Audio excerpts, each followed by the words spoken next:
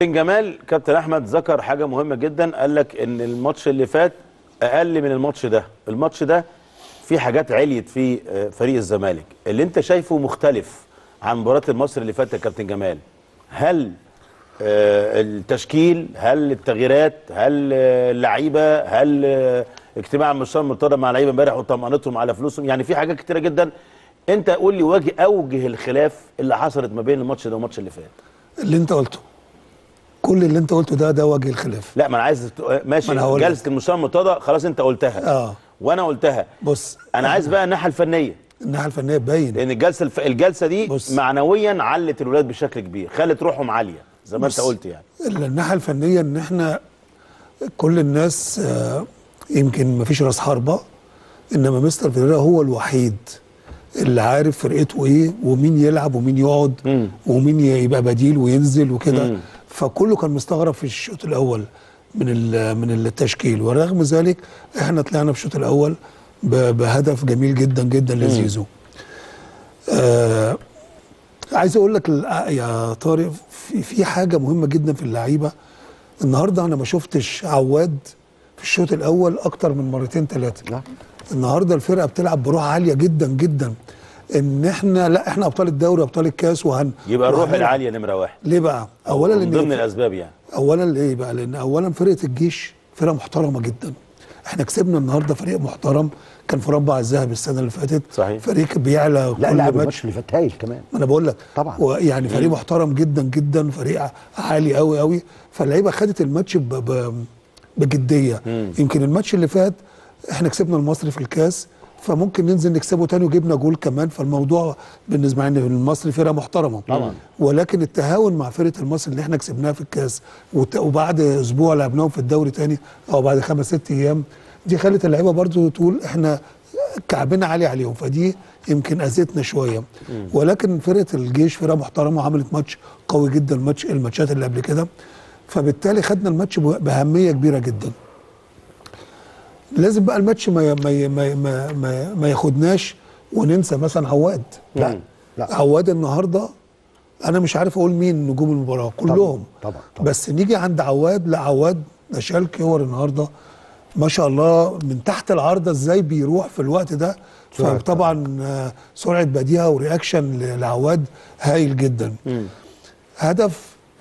هدف اسامه نبيه يتدرس. يوسف اسامه من فضلك. اسامه ابوه. عشان بس احنا هنقول اسامه نبيه واستاذ نبيه هيتشهر هو عن ابوه، فنقول ابن الولد ياخد حقه. يوسف اسامه نبيه ماشي. ما هو الاثنين احسن من بعض. ما انا بقول له الولد ده هيغطي عليك وهو مالك. ده لسه مالك بقى جاي كمان. يوسف اسامه نبيه جاب جول يتدرس. هو يعني واحد لسه نازل في الشوط الثاني وبيعمل الكره دي بالثقه ديت مع فريق جميل زي اللي طلع الجيش، ده يتدرس.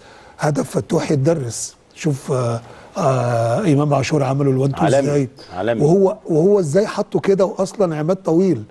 يعني ازاي هو حطه مش من فوقيه، حطه من جنبه. ايوه، ازاي فكر في كده يعني. هو كان ممكن يسيبها تنزل وشوطها جامده. لا ده بيمينه. هدف حطها بيمينه، حط الكوره بيمينه جنب الحارس مش فوقيه. هدف امام عاشور ببطن رجله في الزاويه القريبه طبعا، وعلى الارض، يعني ضربه جزاء، يعني حاجه جميله من 18 من بره ال 18. هدف زيزو ده جاي بيقول ايه الظلم. يعني زيزو رفع كام كوره وكام كوره اترفعت في الحته ديت وما جاتش جوال، وزيزو يلعب كوره ثرو يعني اي حد في السكه يطلعها برجله ومتعدي الكل علشان تروح جول. ده هدف الظلم اللي احنا فيه. ده هدف بيطمن الزملكاويه يعني مهما يحصل. يعني في نيات حلوه، جدا النيه حلوه، فعشان كده دخل الهدف ده. بص يا طارق، انت لما بتبقى عاليه وتخش جول ما فيش حد طلب دماغه، لما تكون ماشي على الارض وتتعدي من كل الناس دي وتدخل جول، دي هدف نيات. فاذا الاربع اهداف كلهم جايين بطريقه جميله جدا جدا. فانا بقول ان معظم الماتش النهارده المكسب فنيات، رجوله، تصميم، روح عاليه جدا جدا. الوقفه امبارح مع المستشار ان حقكم عمره ما هيضيع، وان شاء الله. انت كنت موجود في الوقفه دي في الجلسه دي؟ لا للاسف ما كنتش موجود. احنا بنعمل شغل بره النادي كتير قوي يا طارق. لا انا كنت اعرف هو قال لهم ايه يعني، لا، اعرف ما هو تفاصيل الجلسه ايه، وانت هو قال لهم ايه بالظبط يعني.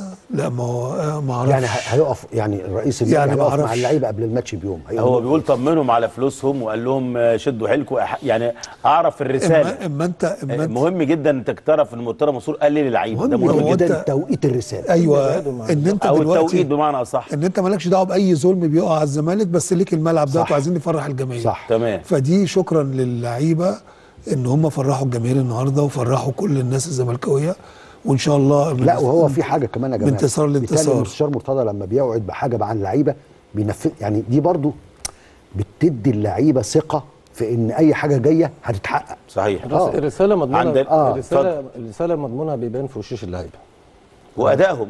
طبعا يا طارق الشوط الاولاني ما فيش ولا مره شفنا عواد فيها غير مره او مرتين. الشوط الاولاني الكره بتيجي في نص الملعب تتقطع، اللعيبه كان عندها الروح العاليه جدا انها النهارده ما تخسرش ولا تتعادل. صح. كان في روح عاليه جدا. صح. جدا.